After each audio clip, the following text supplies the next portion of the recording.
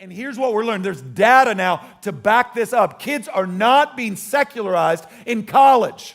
They're being secularized at home before they're sent to college by well-meaning Christian parents that can't tease out the value balance between sports and activities and the gathering of the people of God. Like they just get disoriented by it. And I'm watching it even play out in my children's peers. Like, look, I can use my son as an example. Like my son loves football, he loves basketball, he loves it. He's disciplined around it. He's eager for it. Sometimes he doesn't want to come to church. But guess who doesn't get to decide that? Reed. You know why? Because he's 12. I don't let him choose what he gets to eat, or he would eat terribly. I don't let him choose what time he can go to bed. Right? I don't let him handle a firearm whenever he wants to. You know why? Because I'm dad, and I love him. And I've got a long view for his life that at 12, he couldn't possibly fathom. And so what ends up happening, like I'm telling you, I've got a front row seat to this right now because of the age of my kids. I just hear these nonsensical things from moms and dads. It's like, we just like trying to get them out of bed on Sunday morning. It's just like a whipping. And I just want to give him the freedom to kind of figure this stuff out. Okay, like, would you do that in any other area of your kid's life? Like if your kid was like, you know what? School, I just can't. Mom, I just can't do it.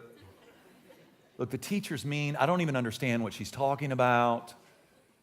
Out of that 7-8 hour day, we only get to play and have fun for one 45-minute block of that. I'm just not doing it. I'm not doing it, Mom.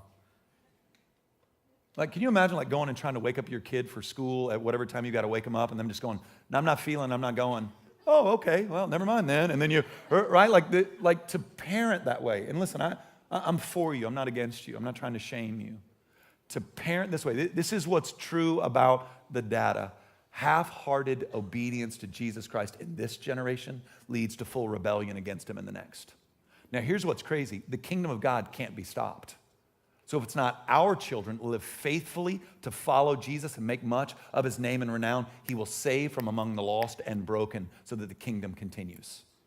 Don't forget, Paul didn't exist. He was Saul of Tarsus, killing Christians when Stephen was martyred, and they had no view of how this was going to play out. And what did God do? God saved from among the most broken and most dark for the glory of his name. Now I'm dedicated to, as best I can, and I don't control it, helping my children see and understand what is of supreme value and what's a good gift.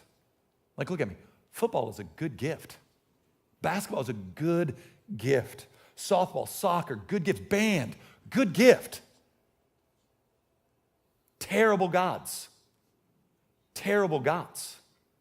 I wonder sometimes if we've wrapped up our own value in it. Right? Like we need our kid to be the best at these things because it's a reflection on us.